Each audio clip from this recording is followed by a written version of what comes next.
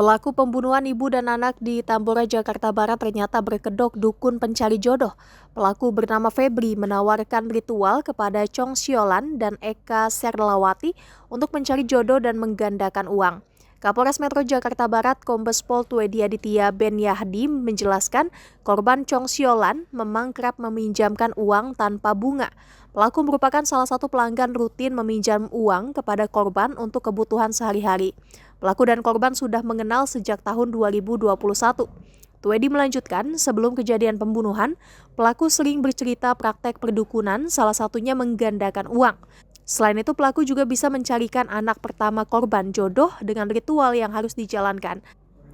Akhirnya pada 1 Maret 2025 lalu, korban percaya pelaku punya kemampuan lebih dan membeli sejumlah kebutuhan ritual seperti bunga 7 rupa dan lain-lain.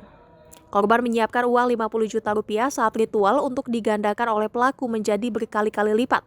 Korban kedua bernama Eka saat itu juga sedang menjalani ritual di kamar mandi untuk mendapatkan jodoh. Sampai beberapa jam, uang yang dijanjikan oleh pelaku tidak turut bertambah dan hal itu membuat korban kesal hingga melayangkan makian. Suara lantang penuh hinaan membuat pelaku sakit hati dan mengambil tongkat besi yang ada di dalam rumah korban. Pelaku memukul korban di bagian kepala hingga pingsan dan setelah itu menyeretnya ke dalam kamar. Melihat korban masih sadar, pelaku kembali memukul dengan tongkat dan mencekik korban hingga tewas. Setelah berpikir selama 15 menit, akhirnya pelaku nekat menghabisi nyawa korban kedua. Menurut Tuedi, korban kedua sempat berteriak meminta tolong tapi oleh pelaku kembali dipukul hingga tewas. Usai membunuh, kata Tuedi, pelaku sempat bingung membuang jasad korban. Dan saat melintas di dekat kulkas melihat tutup toren air, ia pun berpikir menaruh jasad korban ke dalam toren seorang diri. Jangan lupa subscribe ya!